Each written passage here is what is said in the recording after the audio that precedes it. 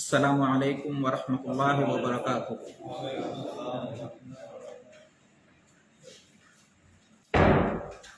بسم اللہ الرحمن الرحیم، الحمد للہ رب العالمین، والصلاة والسلام علی المبعوث رحمۃ للعالمین وعلی آلہ الطیبین الطاہرین واصحابہ الکرام المہتدین، اما بعد۔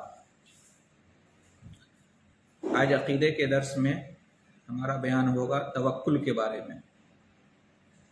توکل، جس کو ہم اپنی زبان میں کہتے ہیں بھروسہ، اعتماد، اور انگلش میں کیا کہتے ہیں؟ ٹرسٹ۔ تو اس بارے میں آج کا درس ہوگا، ٹھیک ہے؟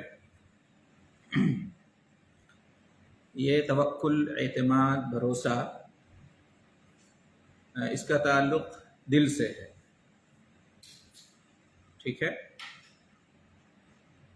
اگر اللہ پر توکل کیا جائے تو یہ عبادت ہے، اور اس سے اللہ کے حکم کی تعمیل ہوتی ہے، اللہ کی رضامندی حاصل ہوتی ہے، اور اللہ کی محبت حاصل ہوتی ہے۔ اور اگر اللہ کے علاوہ کسی اور پر توکل کیا جائے، اعتماد کیا جائے، بھروسہ کیا جائے تو یہ شرک میں آتا ہے، یہ شرک میں آتا ہے۔ بعض دفعہ شرک اکبر ہوتا ہے اور بعض صورتوں میں شرک اصغر ہوتا ہے۔ تو بہرحال آج کے درس میں ہم توکل کے بارے میں ذرا تفصیل سے پڑھیں گے۔ سب سے پہلے وہ توکل جو اللہ کی عبادت ہے کیا ہے، اسے کہتے ہیں؟ تو کہتے ہیں کہ اللہ تعالیٰ پر دل سے توکل کرنا، اعتماد کرنا، بھروسہ کرنا، دنیا اور آخرت کے تمام معاملات میں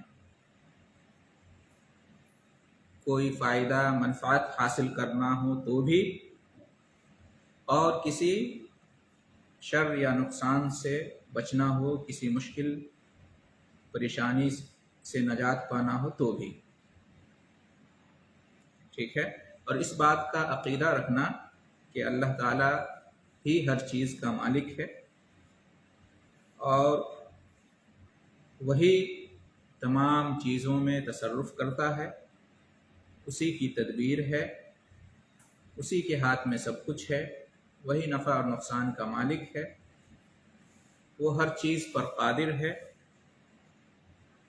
وہ جو چاہے کرتا ہے، اور جب وہ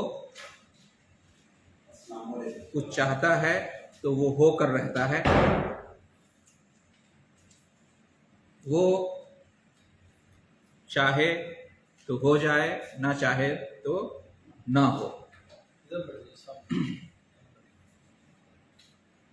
اور یہ کہ اللہ تعالیٰ ہر چیز میں کافی ہے ہمارے لیے، تو یہ ہے اللہ تعالیٰ پہ توکل، اعتماد اور بھروسہ، ٹھیک ہے؟ تو اس طرح کا بھروسہ، اس طرح کا اعتماد اور توکل، یہ کیا ہے؟ عبادت ہے۔ یہ عبادت ہے جو کہ مطلوب ہے اور جس کا حکم آیا ہے، ٹھیک ہے؟ دلیل اس کی کیا ہے؟ کہ ہمیں ہر معاملے میں اللہ پر یقین کرنا چاہیے، اللہ پہ بھروسہ رکھنا چاہیے، اور اللہ کے علاوہ کسی اور پر اس طرح کا توکل، اعتماد اور بھروسہ نہیں رکھنا چاہیے، ورنہ شرک ہو جائے گا۔ قرآن میں اللہ رب العالمین نے ارشاد فرمایا، سورہ مائدہ آیت نمبر 23 وَعَلَى اللَّهِ فَتَوَكَّلُوا إِن كُنتُم مُؤْمِنِينَ، جی، اور اللہ ہی پر توکل کرو اگر تم مومن ہو۔ اللہ ہی پر توکل کرو اگر تم مومن ہو۔ یہ نہیں کہا کہ اللہ پر توکل کرو، بلکہ کہا اللہ ہی پر توکل کرو۔ دونوں میں فرق ہے؟ کیا فرق ہے؟ جی، ہی سے کیا؟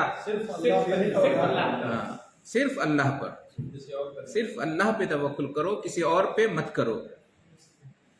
یہ لفظ ہی سے پتہ چلتا ہے۔ اگر لفظ ہی نہیں ہو اللہ پر توکل کرو تو کوئی کہہ سکتا ہے کہ میں اللہ پر بھی توکل کرتا ہوں اور دوسرے پہ بھی توکل کرتا ہوں، تو یہ غلط ہو جائے گا، یہ شرک ہو جائے گا۔ توکل عبادت ہے اور وہ صرف اللہ ہی پر ہونا چاہیے۔ اس لیے اللہ نے فرمایا وَعَلَى اللَّهِ فَتَوَكَّلُوا إِن كُنتُم مُؤْمِنِينَ، اور اللہ ہی پر توکل کرو اگر تم واقعی ایمان والے ہو۔ اس سے یہ بھی معلوم ہوا کہ اگر اللہ پر توکل نہیں کرتے ہیں اور صرف اللہ پر توکل نہیں کرتے ہیں، دو بات مان، اللہ پر توکل نہیں کرتے ہیں تو یہ بھی ایمان کے منافی ہے، ایمان کے خلاف ہے۔ ایمان کا تقاضا ہے کہ اللہ پر توکل کیا جائے، اور یہ بھی کہ توکل صرف اللہ پر کیا جائے، اللہ کے علاوہ یا اللہ کے ساتھ کسی اور پر توکل کیا جائے گا تو یہ بھی ایمان کے خلاف ہے۔ ٹھیک ہے، اسی طریقے سے سورہ آل عمران آیت نمبر 122 میں ہے وَعَلَى اللَّهِ فَلْيَتَوَكَّلِ الْمُؤْمِنُونَ، اور اللہ ہی پر مومنوں کو توکل کرنا چاہیے۔ وعلیکم السلام ورحمۃ اللہ۔ یہ بھی پچھلی آیت کی جیسی ہے۔ سورہ ہود آیت نمبر 23 میں ہے، 123 میں ہے فَاعْبُدْهُ وَتَوَكَّلْ عَلَيْهِ، تو تم اسی کی عبادت کرو اور اسی پر توکل کرو۔ کس پر؟ اللہ پر۔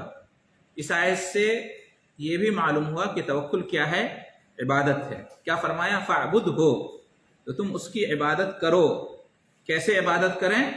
فرمایا وَتَوَكَّلْ عَلَيْهِ، اس پر توکل کرو۔ تو معلوم یہ ہوا کہ اللہ پر توکل کرنا یہ کیا ہے؟ عبادت ہے، اور یہ مطلوب ہے۔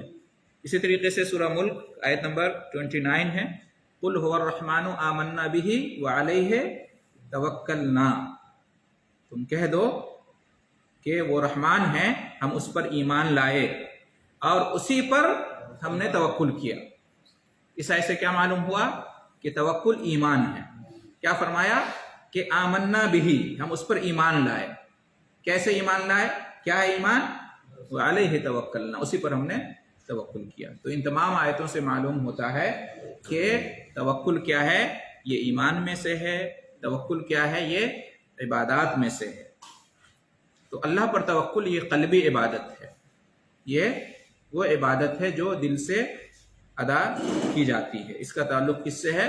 دل سے ہے۔ سورہ احزاب آیت نمبر 3 میں بھی اللہ تعالیٰ نے اسی طرح سے فرمایا ہے وَتَوَكَّلْ عَلَى اللَّهِ وَكَفَى بِاللَّهِ وَكِيلًا، اور توکل کرو اللہ پر اور اللہ تعالیٰ کافی ہے کس چیز کے لیے؟ وکیلا۔ وکیل کا مطلب کارساز، کام بنانے والا۔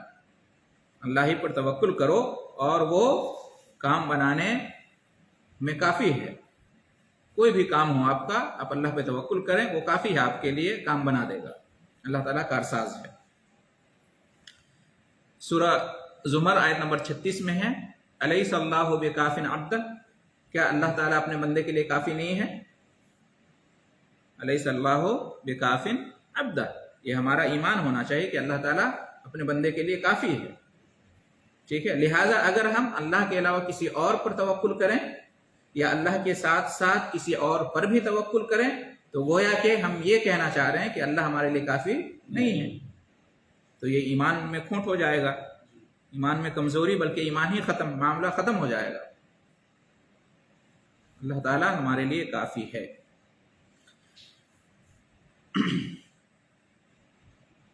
سورہ آل عمران آیت نمبر 159 میں ہے فَإِذَا عَزَمْتَ فَتَوَكَّلْ عَلَى اللَّهِ إِنَّ اللَّهَ يُحِبُّ الْمُتَوَكِّلِينَ، جب تم کسی کام کا ارادہ بنا لو، عزم کر لو، تو کیا کرو؟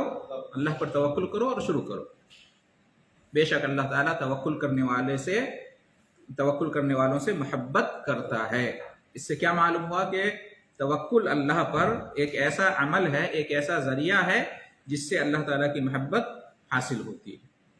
چاہتے ہیں اللہ آپ کو اپنا محبوب بنائے تو اس کا ایک طریقہ کیا ہے کہ آپ اس پر توکل کریں اپنے تمام معاملات میں۔ توکل کا معنی اپنے معاملات کو اللہ کے سپرد کر دینا، اپنے تمام معاملات کو اللہ کے حوالے کر دینا، وہ جو چاہے جیسے چاہے کرے، اور اچھی امید رکھنا کہ جو بھی کرے گا وہ خیر ہی ہوگا۔ ٹھیک ہے، تو یہ توکل ہے۔ توکل مومنوں کی شان ہے، مومنوں کی پہچان ہے، یہ ایمان کا تقاضا ہے۔ قرآن میں اللہ رب العالمین نے ارشاد فرمایا ہے کہ سورہ انفال میں ہے کہ انما المؤمنون الذین اذا ذکر اللہ وجلت قلوبهم واذا تلیت علیہم آیاتہ زادتہم ایمانا وعلی ربہم یتوکلون۔ اس میں کیا فرمایا اللہ تعالیٰ نے کہ مومن کون ہیں؟ مومن وہ ہیں کہ جب اللہ کا ذکر کیا جاتا ہے تو ان کے دل کانپ جاتے ہیں۔ جب مومن وہ ہیں کہ جب ان کے سامنے اللہ کی آیتیں پڑھی جاتی ہیں، اللہ کے احکام بیان کیے جاتے ہیں، اللہ کے بارے میں بات چیت ہوتی ہے ان کے سامنے، تو ان کے دل لرز اٹھتے ہیں، ان کے دلوں میں خوف پیدا ہو جاتا ہے، اللہ کی خشیت طاری ہو جاتی ہے۔ یہ ایمان کی پہچان ہے۔ ایسا نہیں کہ ایمان کی باتیں ہو رہی ہیں، اللہ اس کے رسول کی باتیں ہو رہی ہیں اور کوئی فرق نہیں پڑ رہا، دل میں جو ہے نا دل کی کیفیت ویسی ہی کی ویسی ہے، کوئی انقلاب کوئی تبدیلی نہیں آئی، رونگٹا کھڑا ہو جانا چاہیے۔ تو مومن کی یہ شان اور پہچان ہے۔ اور کیا ہے؟ جب ان کے اوپر اس کی آیتوں کی تلاوت کی جاتی ہے تو کیا ہوتا ہے؟ ان کا ایمان اور بڑھ جاتا ہے، زیادہ ہو جاتا ہے۔ اس سے کیا معلوم ہوا کہ ایمان گھٹتا ہے اور ایمان بڑھتا ہے۔ اہل سنت والجماعت کا یہ عقیدہ ہے۔ ایسا نہیں کہ ایمان ایسی چیز ہے کہ جس میں کمی بیشی نہیں ہوتی ہے، بلکہ ایمان میں کمی بیشی ہوتی ہے۔ ایمان انسان کا کبھی زیادہ ہو جاتا ہے، کبھی کم ہو جاتا ہے، کبھی بڑھتا ہے، کبھی گھٹتا ہے، عمل کے اعتبار سے۔ بالکل، عمل کے اعتبار سے انسان کا ایمان گھٹتا اور بڑھتا رہتا ہے۔ اہل سنت والجماعت کا یہی عقیدہ ہے۔ یہ غلط عقیدہ ہے کہ نہیں، ایمان گھٹنے اور بڑھنے والی چیز نہیں ہے، ایمان میں کمی بیشی نہیں ہوتی، یہ بالکل غلط ہے۔ ایمان ضروری نہیں ہے کہ ہر مرتبہ ختم ہی ہو جائے، بلکہ کم بھی ہوتا ہے۔ ایسا نہیں کہ ایمان یا تو ہوگا یا نہیں ہوگا، ہر دفعہ ایسا نہیں ہوتا ہے کہ نہیں؟ کئی دفعہ ایسا بھی ہوتا ہے کہ ایمان، وعلیکم السلام، ایمان ہے لیکن کم اور زیادہ ہوتا رہتا ہے کہ نہیں؟ اب رسولوں والا ایمان ہمارے پاس تو نہیں ہے، صدیقین والا ایمان، ابوبکر صدیق کا ایمان ہمارا ایمان برابر ہے؟ نہیں ہے۔ تو ایمان میں بھی تفاضل ہے، فرق ہے۔ آیت کے آخر میں کیا ہے؟ وَعَلَىٰ رَبِّهِمْ يَتَوَكَّلُونَ۔ مومنون کون ہیں؟ جو اپنے رب پر توکل کرتے ہیں، جو اپنے رب ہی پر توکل کرتے ہیں۔ وَعَلَىٰ رَبِّهِمْ يَتَوَكَّلُونَ، اپنے رب پر توکل کرتے ہیں، صرف اسی پر، کسی اور پر نہیں کرتے۔ سورہ انفال ہی میں اللہ تعالیٰ نے فرمایا ہے کہ یا ایھا النبی حسبک اللہ ومن اتبعک من المؤمنین، اے نبی، اللہ آپ کے لیے کافی ہے اور مومنین میں سے جو آپ کی اتباع کرتے ہیں ان کے لیے بھی اللہ کافی ہے۔ اللہ تعالیٰ آپ کے لیے بھی کافی ہے اور جو آپ کے پیروکار مومنین ہیں ان کے لیے بھی کافی ہے، لہذا اللہ ہی پر بھروسہ رکھنا چاہیے۔ سورہ طلاق آیت نمبر 3 میں ہے من یتوکل علی اللہ فہو حسبہ۔ یہ توکل کا فائدہ ہے۔ توکل کا ایک فائدہ کیا ہوا؟ اس سے ایمان کی حفاظت ہوتی ہے، اللہ تعالیٰ کی محبت حاصل ہوتی ہے، عبادت ادا ہوتی ہے، اور ایک فائدہ یہ بھی ہے کہ جو اللہ پر توکل کرے گا اللہ تعالیٰ اس کے لیے کافی ہوتا ہے۔ اگر اپنا معاملہ آپ نے اللہ کے سپرد کر دیا تو اللہ تعالیٰ ضرور آپ کا کام بنائے گا، آپ کے لیے کوئی راستہ، کوئی سبیل پیدا کر دے گا، آپ کو مایوس نہیں کرے گا۔ اللہ تعالیٰ آپ کا کام بنائے گا اپنے وقت پر، مقرر ہے اللہ تعالیٰ کی طرف سے۔ تو من یتوکل علی اللہ فہو حسبہ، جو اللہ پر توکل کرے گا تو اللہ تعالیٰ اس کے لیے کافی ہے، کسی اور کی ضرورت نہیں ہے، کسی اور پر بھروسہ اور اعتماد کرنے کی ضرورت بھی نہیں ہے۔ ٹھیک ہے؟ حضرت ابن عباس رضی اللہ تعالیٰ عنہما بیان کرتے ہیں کہ حسبنا اللہ و نعم الوکیل، یہ بہت بہترین دعا ہے، خاص طور سے آزمائش کے وقت، مصیبت اور پریشانی کوئی نازل ہو، کوئی آفت اچانک آ پڑے تو اس وقت یہ دعا کرنی چاہیے، حسبنا اللہ و نعم الوکیل، بہت بہترین ذکر ہے۔ تو فرماتے ہیں کہ یہ حسبنا اللہ و نعم الوکیل، یہ ابراہیم علیہ السلام نے اس وقت کہا جب ان کو آگ میں ڈالا گیا، بہت بڑی آزمائش تھی، تو اس وقت انہوں نے یہ دعا پڑھی تھی اللہ تعالیٰ نے آپ کو سلامت رکھا. ٹھیک ہے. اور فرماتے ہیں اور محمد صلی اللہ علیہ وسلم نے یہ کلمہ اس وقت پڑھا جب لوگوں نے کہا، دشمنوں نے کہا، منافقوں نے کہا، کیا کہا کہ ان الناس قد جمعوا لکم فاخشوہم. جنگ احزاب کے موقع پر، جنگ خندق کے موقع پر تمام دشمنوں نے مل کر، مشرکین، یہود، منافقین، چاروں طرف سے مدینہ کو گھیرنے کی کوشش کی تھی. تو اس وقت نبی صلی اللہ علیہ وسلم اور صحابہ کرام کو ڈرانے کے لیے کہا گیا کہ تمام لوگ تمہارے خلاف جمع ہو گئے، اکٹھے ہو گئے ہیں، ان سے ڈرو، ڈر جاؤ. تو اس وقت کیا ہوا تھا؟ فزادہم ایمانا، ایمان اور زیادہ بڑھ گیا. وقالوا، اور کہا اس وقت، کیا کہا؟ حسبنا اللہ ونعم الوکیل، اللہ تعالیٰ ہمارے لیے کافی ہے اور وہ بہترین کارساز ہے. یہ اس کا معنی ہے، حسبنا اللہ ونعم الوکیل، اللہ ہمارے لیے کافی ہے اور وہ بہترین کارساز ہے. تو اللہ تعالیٰ کافی ہوا کہ نہیں ہوا؟ ابراہیم علیہ السلام کے لیے بھی کافی ہوا اور نبی کریم صلی اللہ علیہ وسلم اور صحابہ کرام کے لیے بھی کافی ہوا، ہے کہ نہیں؟ منہ کی کھانی پڑی دشمنوں کو، کچھ نہیں بگاڑ پائے اہل مدینہ کا. اور ابراہیم علیہ السلام بھی بالکل سلامتی کے ساتھ آگ سے نکل گئے. توکل تھا، بھروسہ اور اعتماد تھا. اس جیسا توکل، بھروسہ، اعتماد ہمارے پاس بھی ہوگا تو ضرور اللہ تعالیٰ ہمارے لیے کافی ہوگا اور بر وقت اللہ تعالیٰ ہماری مدد کرے گا. اسی طریقے سے دیکھیں، موسیٰ علیہ السلام نے اپنی قوم سے کہا تھا، قال موسیٰ یا قوم ان کنتم آمنتم باللہ فعلیہ توکلوا ان کنتم مسلمین. سورہ یونس میں ہے کہ اے میرے قوم کے لوگو، اے میرے قوم کے لوگو، اگر تم اللہ پر ایمان رکھتے ہو تو اسی پر توکل کرو اگر تم مسلمان ہو. موسیٰ علیہ السلام نے اپنی قوم کے لوگوں سے یہ کہا تھا کہ اگر تم ایمان والے ہو، اللہ پر ایمان رکھتے ہو، اگر تم مسلمان ہو، اپنے قوم بنی اسرائیل سے کہا تھا، تو اسی پر توکل کرو. سورہ یونس کی یہ آیت ہے. ٹھیک ہے. موسیٰ علیہ السلام نے نصیحت کی تھی، خاص طور سے کب؟ یہ توکل، بھروسہ، یہ موسیٰ علیہ السلام کی سیرت پڑھیں گے تو اس سے بھی ہمیں بات سمجھ میں آتی ہے کہ جب فرعونیوں کی آزمائش سے نجات پانے کے لیے اللہ کے حکم کے مطابق موسیٰ علیہ السلام اپنی قوم بنی اسرائیل کو لے کر نکلے، ہے نا، تو ان کا پیچھا کیا گیا. آگے آگے جا رہے تھے اور پیچھے پیچھے دشمن فرعون اور اس کا لشکر. پھر سامنے کیا آ گیا؟ سمندر آ گیا. تو اس وقت کیا کہا بنی اسرائیل نے؟ دیکھا کہ پیچھے دشمن ہے اور آگے سمندر ہے، آگے جائیں گے تو ڈوب جائیں گے اور رکے رہیں گے تو دشمن پکڑ لیں گے، گرفتار کر لیں گے، مار دیں گے. تو انہوں نے کیا کہا؟ قال اصحاب موسیٰ، کیا کہا؟ انا لمدرکون. قرآن میں انا لمدرکون، اب تو ہم پکڑ لیے گئے، خلاص ہمارا کام تمام ہو جائے گا، انا لمدرکون. تو اس وقت موسیٰ علیہ السلام نے کیا فرمایا تھا؟ قال کلا، کہا ہرگز نہیں، ہرگز نہیں، ڈرنے اور خوف کرنے کی ضرورت نہیں ہے، ہرگز نہیں. یہ توکل دیکھیں، توکل، بھروسہ. کہا کلا ان معی ربی سیہدین، بے شک میرا رب میرے ساتھ ہے، ان قریب وہ راستہ نکالے گا، ان قریب وہ میری رہنمائی کرے گا. ان معی ربی سیہدین، بے شک میرا رب میرے ساتھ ہے، ان قریب وہ میری رہنمائی کرے گا. کیا اللہ تعالیٰ اس وقت موسیٰ علیہ السلام کے ساتھ تھا وہاں پر؟ جی تھا، ذاتی طور پر،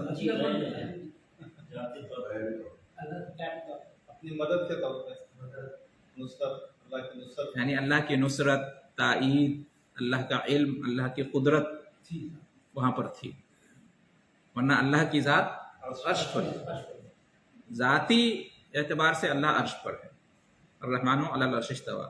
لیکن اپنے قدرت، اپنے علم، اپنی نصرت، تائید کے اعتبار سے اللہ تعالیٰ بندوں کے ساتھ ہے. تو یہاں پر جو کہا کہ میرا رب میرے ساتھ ہے، یعنی میرے رب کی مدد میرے ساتھ ہے، میرے رب کی تائید میرے ساتھ ہے، گھبرانے کی بات نہیں ہے. ٹھیک ہے. یہ سورہ شعراء میں ہے. تو اس سے معلوم ہوا کہ اللہ تعالیٰ پر توکل اور بھروسہ کرنے کا فائدہ. ابراہیم علیہ السلام کو بھی نجات ملی، نبی کریم صلی اللہ علیہ وسلم اور صحابہ کرام کو بھی جنگ احزاب کے موقع پر، اور موسیٰ علیہ السلام اور ان کی قوم کو بھی. اس وجہ سے توکل اور بھروسہ کرنے کی وجہ سے یہ تاریخ ہمیں بتاتی ہے۔ اسی طریقے سے دیکھیں نبی کریم صلی اللہ علیہ وسلم اور ابوبکر صدیق رضی اللہ تعالیٰ عنہ ہجرت کے موقع پر قصہ ہے توکل کا، کون سا؟ غار حرا میں، جب دشمن غار ثور، ہاں غار ثور میں، جی غار ثور میں جب دشمن پیچھا کرتے کرتے پہنچ گئے تھے، غار میں چھپے ہوئے تھے نبی صلی اللہ علیہ وسلم، ابوبکر صدیق رضی اللہ تعالیٰ عنہ، ہے نا، یہاں تک کہ ابوبکر صدیق رضی اللہ تعالیٰ عنہ نے کیا کہا کہ غار کے دہانے پر کھڑے ہوئے ہیں، اگر وہ نیچے دیکھیں گے تو ہم نظر آ جائیں گے، اس وقت کہا تھا ابوبکر صدیق رضی اللہ تعالیٰ عنہ نے۔ تو اس وقت نبی کریم صلی اللہ علیہ وسلم نے کیا فرمایا تھا؟ لا تحزن ان اللہ معنا، غم نہ کر، گھبرا مت، بے شک اللہ ہمارے ساتھ ہے۔ اور فرمایا ما ظنک باثنین اللہ ثالثہما، تمہارا کیا خیال ہے ان دونوں کے بارے میں جن کا تیسرا اللہ ہے، یعنی ہم دو ہیں، گھبرانے کی بات نہیں، تیسرا بھی ہمارے ساتھ ہے اور وہ اللہ ہے۔ تو اللہ پر توکل کیا، بھروسہ کیا، تو دشمنان وہاں سے خائب و خاسر لوٹے، ناکام نامراد، ان کو توفیق نہیں ہوئی کہ وہ اپنے قدم کی طرف دیکھیں۔ اس طرح سے اللہ تعالیٰ نے حفاظت کی اور نجات دیا۔ تو یہ واقعہ بھی بیان کرتا ہے کہ اللہ تعالیٰ پر توکل کریں گے، بھروسہ کریں گے کما حق ہو تو اللہ تعالیٰ ضرور کافی ہوتا ہے اور اللہ تعالیٰ مدد فرماتا ہے اور نجات دیتا ہے۔ نبی کریم صلی اللہ علیہ وسلم کی دعاؤں میں سے ایک دعا یہ بھی ہے جس میں توکل کی بات ہے۔ کون سی دعا ہے؟ اللہم لک اسلمت وبک آمنت وعلیک توکلت والیک انبت وبک خاصمت اعوذ بعزتک لا الہ الا انت ان تضلنی، ہے نا، انت الحی الذی لا تموت والجن والانس یموتون، صحیح بخاری اور مسلم کی روایت ہے۔ نبی کریم صلی اللہ علیہ وسلم یہ دعا کیا کرتے تھے؟ اے اللہ، میں نے اپنے آپ کو تیرے حوالے کر دیا اور میں تجھ پر ایمان لے آیا اور میں نے تجھ پر توکل کیا، بھروسہ کیا، اور میں تیری طرف رجوع کیا، لوٹا، اور میں تیری وجہ سے لوگوں سے کیا کرتا ہوں؟ جہاد کرتا ہوں، قتال کرتا ہوں، بحث کرتا ہوں۔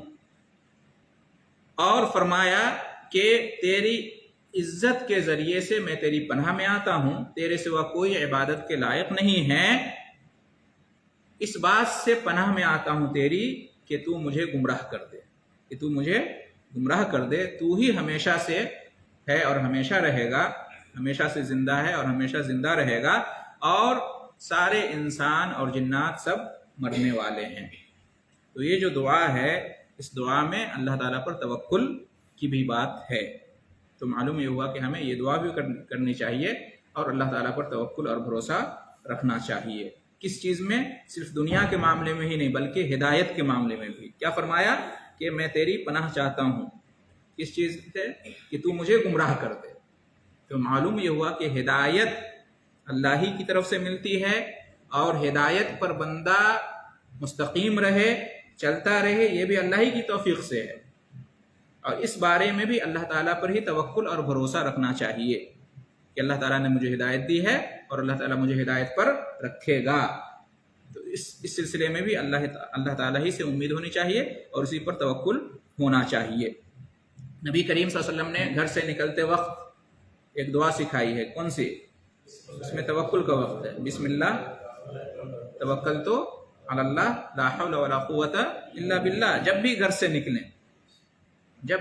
نکلیں تو اس وقت یہ دعا ضرور پڑھ لیں، تو انشاءاللہ گھر واپسی تک اللہ کی حفاظت میں اور کفایت میں رہیں گے۔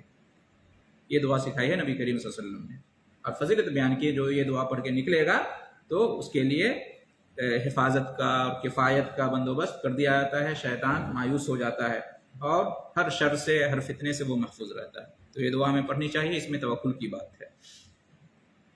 اسی طریقے سے جب سونے جائیں اپنے بستر پر رات میں، تو اس وقت بھی ایک دعا ہے جس میں توکل کی بات ہے، مشہور دعا ہے۔ کون سی دعا ہے؟ نبی کریم صلی اللہ علیہ وسلم نے کیا فرمایا تھا حضرت برا بن عازب رضی اللہ تعالیٰ عنہ کو کہ جب تم اپنے بستر پر جاؤ تو جس طرح سے نماز کے لیے وضو کرتے ہو پہلے وضو کرو، اور اس کے بعد کیا کرو، اپنے دائیں پہلو پر لیٹ جاؤ، اور اس کے بعد یہ دعا پڑھو۔ کون سی دعا ہے؟ اللہم اسلمت نفسی الیک ووجہت وجہی الیک وفوضت امری الیک والجأت ظہری الیک رغبتا ورہبتا الیک لا ملجأ ولا منجا منک الا الیک آمنت بکتابک الذی انزلت وبنبیک الذی ارسلت۔ یہ دعا پڑھ لینی چاہیے۔ اس دعا میں کیا ہے کہ اے اللہ میں نے اپنے آپ کو تیرے حوالے کر دیا، ٹھیک ہے، اور اپنی توجہ تیری طرف کر لی، اور اپنا معاملہ تیرے سپرد کر دیا۔ یہ ہے اللہ پہ توکل بھروسہ، میں نے اپنا معاملہ تیرے سپرد کر دیا، اور میں تیری پناہ میں آ گیا، تجھ سے ڈرتے ہوئے اور تجھ سے امید رکھتے ہوئے، اور تیری پکڑ سے کوئی نجات دینے والا نہیں اور کوئی پناہ دینے والا نہیں سوائے تیرے۔ میں ایمان لایا تیری اس کتاب پر جو تو نے نازل کیا، اور تیرے اس نبی پر جو تو نے مبعوث فرمایا ہے۔ نبی کریم صلی اللہ علیہ وسلم حدیث کے آخر میں کہتے ہیں کہ اگر تم اسی حالت میں مر گئے، یہ دعا پڑھ کے سوئے اور وفات ہو گئی، تو تمہاری وفات کس پر ہوگی؟ مت علی الفطرہ، فطرت پر تمہاری وفات ہوگی، فطرت پر، توحید پر، اسلام پر وفات ہوگی۔ تو یہ دعا خاص طور سے رات میں انسان اپنے آپ کو، اپنے معاملات کو اللہ تعالیٰ کے سپرد کر کے، حوالے کر کے سوئے، تو انشاءاللہ اس کا انجام بہتر ہوگا، خیر ہوگا۔ سورہ توبہ میں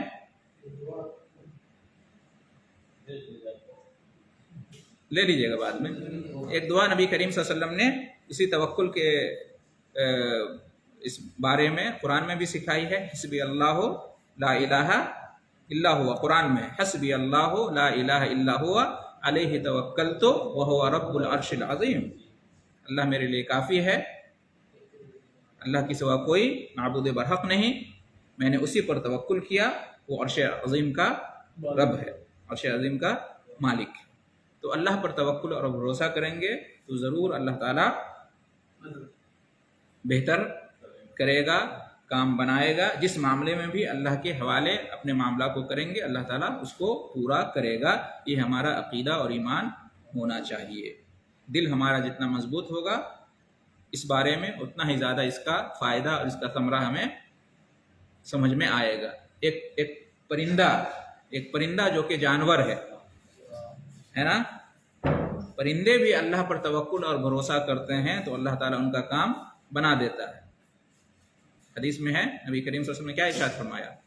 لو انکم تتوکلون علی اللہ حق توکلہ لرزقکم کما یرزق الطیر تغدو خماسا وتروح بطانا۔ سنن ترمذی کی روایت ہے کہ اگر تم واقعی اللہ پر توکل کرو جیسا کہ اس پر توکل کرنے کا حق ہے، تو اللہ تعالیٰ تمہیں بھی ویسے ہی روزی دے گا جیسا کہ پرندوں کو روزی دیتا ہے۔ پرندے صبح خالی پیٹ اپنے گھونسلے سے نکلتے ہیں، ہے نا، اور دن بھر ادھر ادھر چرتے ہیں، اور شام کو جب واپس آتے ہیں تو بالکل شکم سیر ہو کر واپس آتے ہیں، پیٹ ان کا بھرا ہوا ہوتا ہے۔ کس پر بھروسہ کرتے ہوئے پرندے اپنے گھونسلے سے نکلتے ہیں؟ اللہ تعالیٰ پر، جس خالق پر، اسی کو رازق سمجھتے ہوئے۔ تو جب پرندے اللہ پر بھروسہ کریں تو اللہ تعالیٰ ان کا معاملہ درست فرما دیتا ہے، ان کا کام بنا دیتا ہے۔ تو ہم انسان، ہم ایمان والے اگر اللہ پر توکل بھروسہ کریں تو یقیناً اللہ تعالیٰ ہمارا بھی کام ضرور بنائے گا۔ تو ان تمام آیتوں اور تمام حدیثوں سے کیا معلوم ہوا کہ اللہ پر توکل یہ کیا ہے؟ یہ عبادت ہے، یہ ایمان ہے، یہ اللہ کا حکم ہے، اس سے اللہ کی محبت حاصل ہوتی ہے، اللہ کی حفاظت حاصل ہوتی ہے، اور اس کے ذریعے سے اللہ تعالیٰ کافی ہو جاتا ہے بندے کے لیے۔ لہٰذا ہمیں ہر حال میں اور ہر معاملے میں اور ہمہ وقت اللہ تعالیٰ پر توکل اور بھروسہ رکھنا چاہیے۔ اور اگر اس طرح کا توکل بھروسہ ہم اللہ کے ساتھ کسی اور پر رکھیں گے یا اللہ کے علاوہ کسی اور پر رکھیں گے تو یہ کیا ہو جائے گا؟ شرک ہو جائے گا، اس لیے کہ توکل عبادت ہے، لہٰذا یہ صرف اللہ کا حق ہے، کسی اور کو ہم یہ حق دیں گے تو یہ شرک ہو جائے گا۔ ٹھیک ہے؟ تو توکل میں شرک بھی ہوتا ہے. توکل اگر عبادت ہے تو یہ کیا ہے؟ شرک. سب سے بڑا گناہ بھی ہوتا ہے. کب؟ جب اللہ تعالیٰ پر توکل رکھنے کے جیسا کسی اور پر توکل کریں تو کیا ہو جائے گا؟ شرک ہو جائے گا. ان معاملات میں کہ جن معاملات میں صرف اللہ تعالیٰ کو قدرت حاصل ہے، ان معاملات کو، ان مسائل کو حل کرنے کی قدرت صرف اللہ کو ہے، صرف اللہ کی خصوصیات میں سے ہیں. ایسے معاملات میں ہم اللہ کے علاوہ کسی اور پر بھروسہ رکھیں گے تو کیا ہو جائے گا؟ یہ شرک ہو جائے گا. یہ شرک ہو جائے گا. جی ہاں.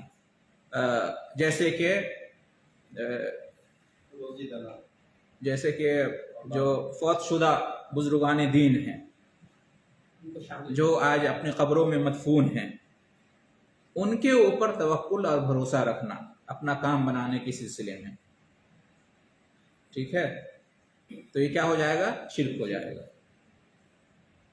جو قبروں میں مدفون ہیں فوت شدہ بزرگان، ان پر توکل اور بھروسہ کرنا کہ یہ کام ہو جائے گا یا اس مشکل سے ہم نکل جائیں گے، تو یہ کیا ہو جائے گا؟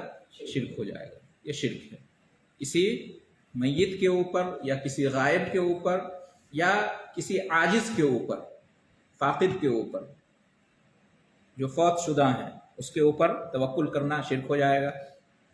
زندہ ہیں لیکن غائب ہیں، میری بات کو نہیں سنتے، نہیں سمجھتے، نہیں جانتے، اس پر توکل کرنا یہ شرک ہو جائے گا. موجود ہیں، زندہ بھی ہیں، موجود بھی ہیں، حاضر بھی ہیں، لیکن وہ عاجز ہیں، قادر نہیں ہیں، پھر بھی اس پر توکل رکھ رہے ہیں، تو کیا ہو جائے گا؟ یہ شرک ہو جائے گا. یہ سب شرک ہو جائے گا. اور امت مسلمہ میں، غیروں کی بات چھوڑ دیجئے، مسلمانوں میں جو شرک پایا جاتا ہے اس کی مین وجہ یہی ہے. جو غیر اللہ کو لوگ پکارتے ہیں، اولیاء کو، بزرگان کو، علی کو، حسین کو، اور نظام الدین اولیاء کو، اور مدن چشتی کو، جی یہ سب جو ہیں، جو ان کو پکارتے ہیں اور ان کی قبروں پہ جاتے ہیں، زیارت کرتے ہیں اور شرک کا کام کرتے ہیں، اس کی مین وجہ یہ ہے کہ کہیں نہ کہیں ان کے دل میں ان کے اوپر توکل اور بھروسہ ہوتا ہے کہ ان کے لیے یہ سب کریں گے تو یہ ہمارا کام بنا دیں گے. ٹھیک ہے؟ یا ذاتی طور پر یا عطائی طور پر، دونوں شرک ہے. نہ ذاتی طور پر وہ ایسا کر سکتے ہیں، کام بنا سکتے ہیں، اور نہ ہی عطائی طور پر. اللہ تعالیٰ نے انہیں اختیار بھی نہیں دیا. لوگ جو ہے نا نکلنے کے لیے سیدھے کیا کہہ دیتے ہیں؟ ہم اللہ کے جیسا ان کو نہیں مانتے ہیں، اللہ نے ان کو اختیار دیا ہے اس لیے ہم ان سے مانگتے ہیں. غلط ہے. نہ ذاتی طور پر وہ کسی چیز کے مالک ہیں اور نہ ہی اللہ تعالیٰ نے انہیں کوئی اختیار دیا ہے. اللہ تعالیٰ نے عطا نہیں کیا ہے اس طرح کا اختیار. لہٰذا اولاد کے سلسلے میں کہ ہو جائے، یا شفا اور صحت یابی کے سلسلے میں کہ مل جائے، ہے کہ نہیں، یا روزی اور رزق کے سلسلے میں کہ اس میں برکت ہو جائے، وغیرہ وغیرہ، ان چیزوں میں خاص طور سے توکل اور بھروسہ صرف اللہ پر ہونا چاہیے. کسی اور پہ کریں گے تو شرک ہو جائے گا. کوئی مصیبت آئی، کوئی پریشانی آئی، کوئی آفت آئی تو اس سے نکلنے کا راستہ یہ ہے کہ اللہ پر توکل کیا جائے، اسباب اختیار کیا جائے جو ظاہری اسباب ہے، جو جائز اسباب ہے. اگر غیر اللہ پر ہم بھروسہ کریں گے مشکل پریشانی سے نکلنے کے لیے تو کیا ہو جائے گا؟ شرک ہو جائے گا. اور یہ بتانے کی ضرورت نہیں ہے کہ شرک کیسے ہوگا، بتایا جا چکا ہے کہ یہ عبادت ہے، لہٰذا دوسرے کے لیے ہم عبادت کی رسم ادا کریں گے تو شرک ہو جائے گا. اس لیے کہ اللہ تعالیٰ نے فرمایا ہے وَعَلَى اللَّهِ فَتَوَكَّلُوا إِن كُنتُم مُؤْمِنِينَ، اللہ ہی پر توکل کرو اگر تم ایمان والے ہو. فَاعْبُدْهُ وَتَوَكَّلْ عَلَيْهِ، اسی کی عبادت کرو اور اسی پر توکل کرو، وغیرہ وغیرہ. ان آیتوں سے معلوم ہوتا ہے کہ غیر اللہ پر توکل کرنا کیا ہو جائے گا؟ یہ شرک ہو جائے گا. اور اگر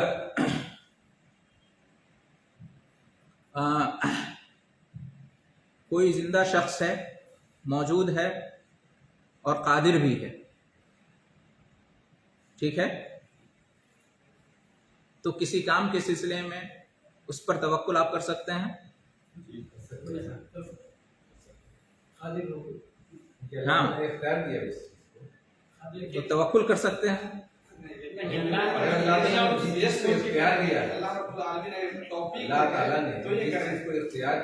توکل نہیں کریں گے، ان سے آپ مدد لے سکتے ہیں، ٹھیک ہے، کروانے والا اللہ ہے، ایک ذریعہ اور سبب کے طور پر ان کا استعمال کر سکتے ہیں، لیکن توکل صرف اللہ پہ کرنا ہے. اگر اس پر توکل کریں گے تو یہ بھی شرک ہو جائے گا، لیکن یہ شرک اصغر ہوگا، شرک اکبر نہیں ہوگا۔ تو توکل میں شرک اکبر کب ہوگا؟ جب غیر اللہ پر توکل کریں گے ایسی چیز میں جس پر صرف اللہ قادر ہے، تو یہ شرک اکبر ہو جائے گا۔ اور جب غیر اللہ پہ توکل کریں گے ایسی چیز میں جس میں غیر اللہ قادر ہے، تو کیا ہو جائے گا؟ شرک اصغر ہو جائے گا۔ شرک دونوں حال میں ہے، شرک دونوں حال میں ہے۔ تو شیخ وہ جو بولتے ہیں کہ تم پر بھروسہ ہے یہ کر لو، اس طرح کے الفاظ سے بچنا چاہیے۔ ہاں، گرچہ نیت نہ ہو، ارادہ نہ ہو اس معنی میں، توکل کے معنی میں، لیکن پھر بھی بچنا چاہیے۔ آخر میں ایک چیز جان لیتے ہیں توکل کے سلسلے میں کہ اللہ پر توکل اور بھروسہ کرنا جس کی فضیلت بیان کی گئی، اس کا یہ مطلب نہیں ہے کہ اسباب اختیار نہیں کر سکتے ہیں۔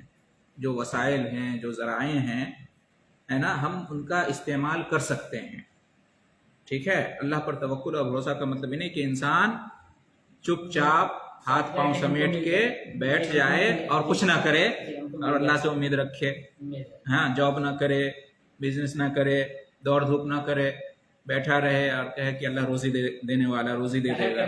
ہاں، بیمار پڑا ہوا ہے، وہ ڈاکٹر کے پاس نہ جائے، دوا علاج نہ کرائے، رقیہ شریعہ نہ کرے، اور یہ کہے کہ اللہ پر توکل ہے۔ جیسے چڑیا نکلتی ہے تو کچھ لوگ غلط فہمی کے شکار ہیں۔ کچھ لوگ آپ جائز اعتبار سے محنت کر رہے ہیں، کوشش کر رہے ہیں، تو کہیں گے کہ یہ توکل کے خلاف ہے۔ کیا ضرورت ہے اس کی؟ نہیں کرنا چاہیے۔ اللہ پہ بھروسہ نہیں، توکل نہیں ہے۔ آدمی اولاد کی تمنا کرے اور شادی نہ کرے، جی بالکل، اولاد بھی چاہیے اور شادی بھی نہیں کریں گے، اور کہیں گے کہ جو ہے مطلب اولاد مل جائے گی، نہیں ملے گی نا، اس کے لیے شادی کرنا پڑے گا۔ تو اللہ تعالیٰ نے جو دنیا کا نظام بنایا ہے یہ اسباب کے تحت بنایا ہے۔ اللہ تعالیٰ نے اسباب کو پیدا کیا ہے، اسباب کو مقدر کیا ہے، اور اسباب اختیار کرنے کا ہمیں حکم بھی دیا ہے، اور یہ اللہ پر توکل کے خلاف نہیں ہے۔ اللہ پر توکل بھی کریں اور اسباب بھی اختیار کریں۔ جو بھی حاصل ہیں آپ کے پاس ذرائع اور وسائل، امکانیات، ان کا استعمال کریں، لیکن دل میں توکل کس پر ہو؟ اللہ پر۔ اپنی کوشش کریں، اپنی پوری کوشش کریں، پوری تدبیر اختیار کریں، اور معاملہ کس کے سپرد کر دیں؟ اللہ کے حوالے۔ نتیجہ اللہ کے ہاتھ میں۔ اللہ چاہے گا تو ہماری کوشش کامیاب ہوگی، ہم نے جو اسباب اختیار کیے تو وہ ہمیں کام دیں گے، اور اللہ نہیں چاہا تو سب کچھ کر کے بھی نہیں ہوگا۔ تو نتیجہ اللہ کے ہاتھ میں رکھیں، باقی محنت کوشش کریں۔ تو توکل کے باب میں یہ سمجھنا بہت ہی ضروری ہے۔ اسباب کو چھوڑ دینا یہ توکل نہیں ہے۔ توکل یہ نہیں کہتا کہ آپ اسباب چھوڑ دیں، توکل اللہ پہ رکھیں اور اسباب بھی اختیار کریں۔ اس کی بہت ساری دلیلیں ہیں۔ اس کی مثال نبی صلی اللہ علیہ وسلم نے دیا ہے نا کہ جب جی تم کہیں جاؤ تو اپنے جانور پہ اونٹ کو جی باندھ دو۔ ہاں، بہت ساری ہمارے پاس دلیلیں ہیں اس بات کے اوپر کہ توکل کے ساتھ ساتھ اسباب بھی اختیار کرنا چاہیے۔ مثال کے طور پر ایک آدمی نبی کریم صلی اللہ علیہ وسلم کے پاس آیا اور اس نے کہا ارسل ناقتی و اتوکل، کیا میں اپنے اونٹ کو آزاد چھوڑ دوں اور اللہ پر توکل کروں؟ اللہ پر توکل رہے گا، اونٹ جو ہے نا کہیں نہیں جائے گا، گم نہیں ہوگا، کوئی چوری نہیں کرے گا۔ کیا میں ایسا کروں اے اللہ کے رسول صلی اللہ علیہ وسلم کہ اللہ پر توکل کرتے ہوئے اونٹ کو یوں ہی چھوڑ دوں، نہ باندھوں؟ تو نبی کریم صلی اللہ علیہ وسلم نے کیا کہا کہ ٹھیک ہے۔ آپ صلی اللہ علیہ وسلم نے کیا فرمایا؟ اعقلها وتوکل، اونٹ کو پہلے باندھو اور اللہ پر توکل کرو، اونٹ کو باندھو اور اللہ پر توکل کرو۔ تو نبی کریم صلی اللہ علیہ وسلم نے ذریعہ اور سبب اختیار کرنے کا حکم دیا۔ اونٹ کی حفاظت کے لیے ایک ذریعہ ہے کہ اس کو باندھ کے رکھا جائے، ہے کہ نہیں؟ تو اس کا حکم دیا خود نبی کریم صلی اللہ علیہ وسلم نے، جو توکل کے سب سے اعلیٰ درجے پر تھے آپ صلی اللہ علیہ وسلم، انہی کا حکم کیا ہے کہ اونٹ کو باندھو اور اللہ پر توکل کرو۔ توکل دل کا معاملہ ہے، اعتماد اللہ پہ کرو، لیکن ذریعہ اختیار کرو۔ اسی طریقے سے ابن عباس رضی اللہ عنہما بیان کرتے ہیں کہ اہل یمن جو ہیں، یمن والے جب حج کرنے کے لیے آتے تھے تو راستے کے لیے کھانے پینے کے لیے اور ضروریات کا انتظام بندوبست کے لیے کچھ بھی ساتھ میں نہیں لاتے تھے، ایسے ہی نکل جاتے تھے خالی ہاتھ۔ یمن سے آتے تھے مکہ حج کرنے کے لیے ایسے ہی، اور کیا کہتے تھے کہ ہم توکل کرنے والے ہیں، کانوا یحجون، ابن عباس رضی اللہ عنہ کا لفظ یہ ہے کہ کان اہل الیمن یحجون ولا یتزودون ویقولون نحن المتوکلون، وہ حج کرنے کے لیے آتے تھے، زاد راہ ساتھ میں نہیں لاتے تھے اور کہتے تھے کہ ہم تو اللہ پر توکل کرنے والے لوگ ہیں۔ فَإِذَا قَدِمُوا مَكَّةَ سَأَلُوا النَّاسَ، جب مکہ آتے تھے تو اب ظاہر سی بات ہے انسان ہیں، بھوک لگے گی، پیاس لگے گی، ضرورتیں ہیں، تو مجبور ہو کر لوگوں سے مانگنا شروع کر دیتے تھے، لوگوں سے مانگنا، تو کہاں گیا توکل؟ لوگوں سے مانگنا شروع کر، نہیں مانگتے تب سمجھا جاتا کہ توکل ہے، لوگوں سے مانگنا شروع کر دیتے تھے۔ تو یہ حال تھا اہل یمن کا، تو اللہ تعالیٰ نے نازل فرمایا یہ حکم، یہ آئے وَتَزَوَّدُوا فَإِنَّ خَيْرَ الزَّادِ التَّقْوَىٰ، زاد راہ اختیار کرو، یعنی جب تم کبھی سفر پر نکلو تو ضروریات سفر کا انتظام کر کے نکلو۔ تزودوا فإن خیر الزاد التقویٰ، اور سب سے بہترین توشہ، سب سے بہترین زاد کیا ہے؟ تقویٰ ہے، یعنی سفر میں تقویٰ بھی ہونا چاہیے باقی چیزوں کے ساتھ۔ تو بہرحال اس سے کیا معلوم ہوا کہ آدمی کو ذرائع اور وسائل اختیار کرنا چاہیے، خود اللہ تعالیٰ نے حکم دیا ہے۔ اللہ تعالیٰ کا یہ بھی حکم ہے وَأَعِدُّوا لَهُم مَّا اسْتَطَعْتُم مِّن قُوَّةٍ، جہاد کے سلسلے میں اللہ کا حکم کیا ہے؟ اور تم پوری تیاری کرو، دشمنوں کے مقابلے میں ہر طرح کی طاقت اور قوت حاصل کرو اور تیاری کرو۔ من قوہ کا لفظ آیا ہے، یعنی جس زمانے میں جو بھی طاقت اور قوت ہونی چاہیے مقابلے کے لیے وہ اپنے اندر پیدا کرو۔ تو اللہ تعالیٰ نے حکم دیا کہ نہیں وسائل اختیار کرنے کا، یہ نہیں کہا کہ اللہ کے راستے میں جہاد کے لیے نکل جاؤ اور کچھ بھی تیاری نہیں کرو، اللہ پر توکل کرو، یہ نہیں کہا۔ یعنی جہاد خالص یہ کیا ہے؟ کون سا عمل ہے؟ دینی عمل ہے، حج دینی عمل ہے، اس میں بھی وسائل اور ذرائع اختیار کرنے کا اللہ تعالیٰ حکم دے رہا ہے۔ اسی طریقے سے دیکھیں، جلدی جلدی کر لیتے ہیں، جمعہ کے بارے میں کیا فرمایا؟ فَإِذَا قُضِيَتِ الصَّلَاةُ فَانتَشِرُوا فِي الْأَرْضِ وَابْتَغُوا مِن فَضْلِ اللَّهِ، جب جمعہ کی نماز تم ادا کر لو تو اس کے بعد کیا کرو؟ زمین میں پھیل جاؤ اور اللہ کا رزق حاصل کرو۔ تو خود اللہ تعالیٰ نے رزق حاصل کرنے کا حکم دیا ہے، اس کے لیے نکلنے کا حکم دیا ہے۔ تو نکلنا کیا ہے؟ سبب ہے، ذریعہ ہے۔ گھر میں بیٹھے رہیں گے اور اللہ سے، آسمان سے اللہ تعالیٰ من و سلوہ نازل نہیں کرے گا، ہے کہ نہیں؟ بنی اسرائیل پہ اللہ نے نازل کرتا تھا لیکن وہ بھی اپنی ناشکری کی وجہ سے بند کرا دیے سلسلہ۔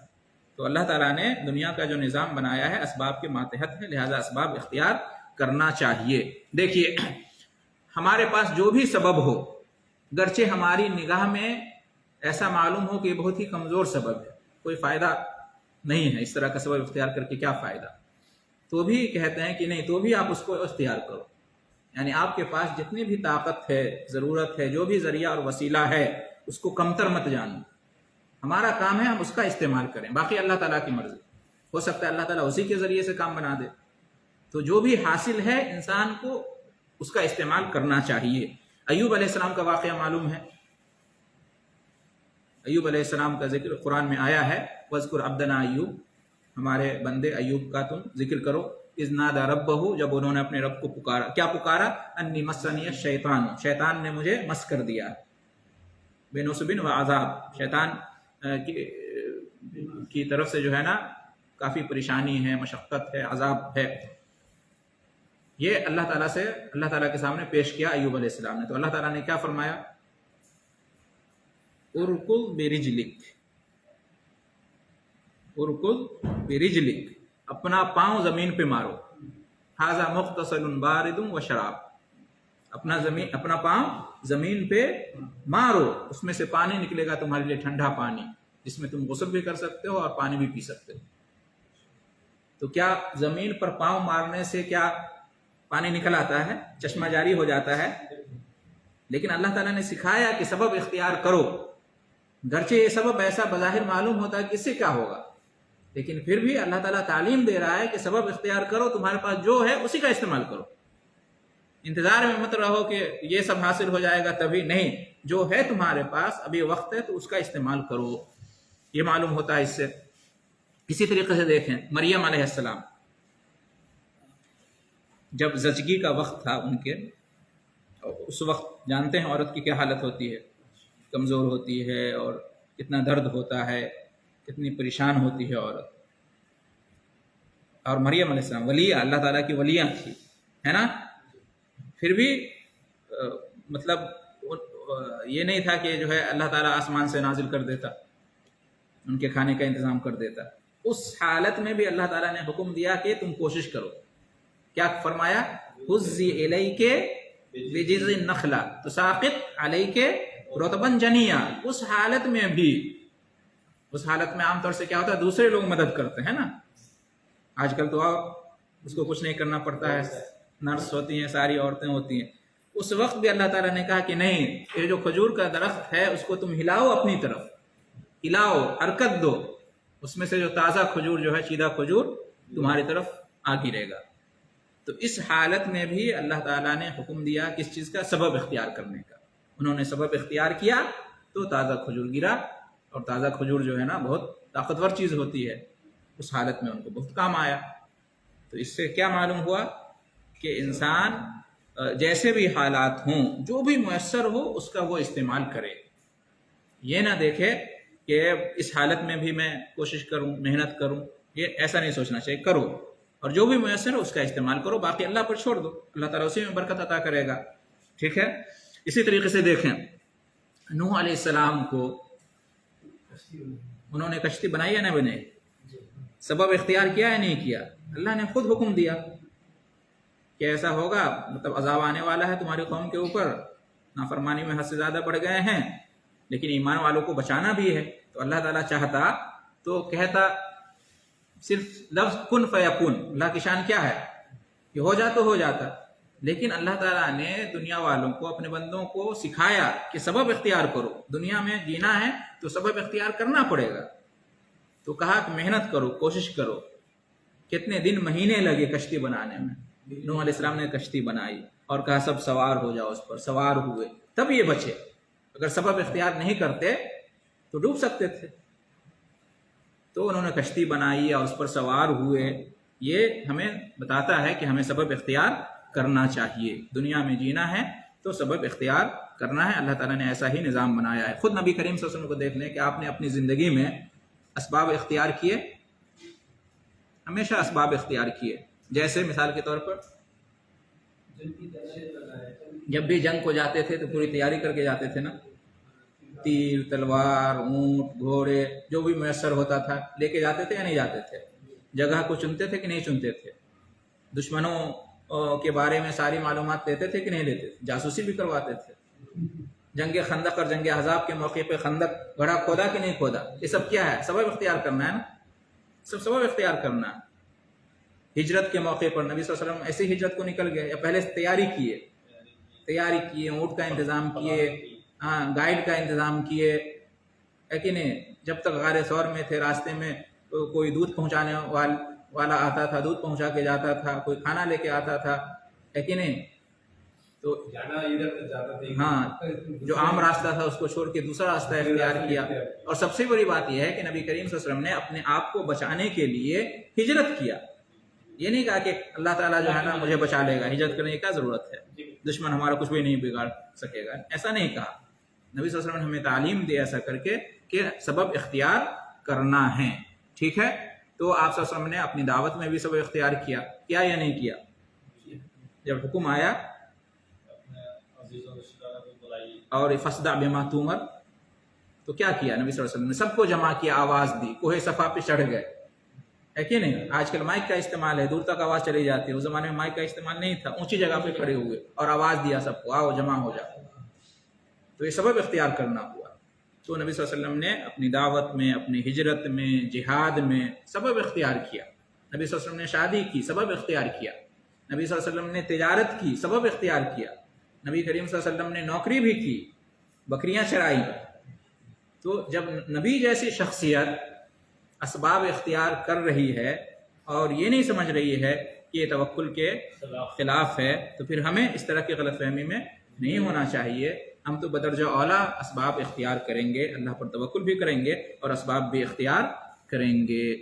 ٹھیک ہے. البتہ ایک بات یاد رکھنی چاہیے کہ اسباب اختیار کرنے میں اعتماد اسباب پر نہیں کریں گے. اعتماد کس پر کریں گے؟ اللہ ہی پر. اسباب استعمال کریں لیکن اعتماد کس پر کریں؟ اللہ پر. اس لیے کہ اسباب پر اختیار کریں گے اور اللہ پر اعتماد نہیں کریں گے تو मतलब ऐसा हो सकता है कि हम असबाब इख्तियार करें और हम कामयाब ना हों, इसलिए कि जब तक अल्लाह की मर्ज़ी नहीं होगी सबब भी काम नहीं करेगा। सबब भी तभी काम करेगा जब अल्लाह की मर्ज़ी होगी, वरना अल्लाह ताला की कुदरत ऐसी है कि हम सबब इख्तियार कर लें तो भी हमें उसका फ़ायदा हासिल ना हो। इसकी भी मिसाल है, जैसे इब्राहिम अलैहिस्सलाम को आग में डाला गया, इब्राहिम अलैहिस्सलाम को कत्ल करने के लिए उन्होंने सबब इख्तियार किया, दुश्मनों ने क्या सबब इख्तियार किया? आग जलाई और उसमें डाला। उन्होंने अपने तौर पे कोशिश की ना, लेकिन अल्लाह ताला को मर्जी नहीं थी, कुछ भी नुकसान नहीं हुआ। वो अपने असबाब इख्तियार करने में फेल हुए, उनका अल्लाह पर एतमाद नहीं था, है कि नहीं? जबकि इब्राहिम अलैहिस्सलाम का अल्लाह पर एतमाद था। तो यहाँ पर कोई ज़ाहिरी सबब ना भी था तो भी अल्लाह पर एतमाद की वजह से अल्लाह ताला ने उन्हें नजात दे दी। इब्राहिम अलैहिस्सलाम ने अपने बेटे इस्माइल की गर्दन पे छुरी चलाई, लेकिन फिर भी बच गए। छुरी ने उनकी गर्दन को नहीं काटा, क्यों? इसलिए कि अल्लाह का हुक्म नहीं था। तो इब्राहिम अलैहिस्सलाम ने सबब इख्तियार किया, लेकिन चूंकि अल्लाह की मर्जी नहीं थी कि इस्माइल की गर्दन कटे, बल्कि मर्जी थी कि दुम्बा कटे, तो दुम्बा कटा। तो इसलिए असबाब इख्तियार करें, लेकिन एतमाद किस पर करें? अल्लाह पर, इसलिए कि सब कुछ अल्लाह ही के हुक्म से होता है।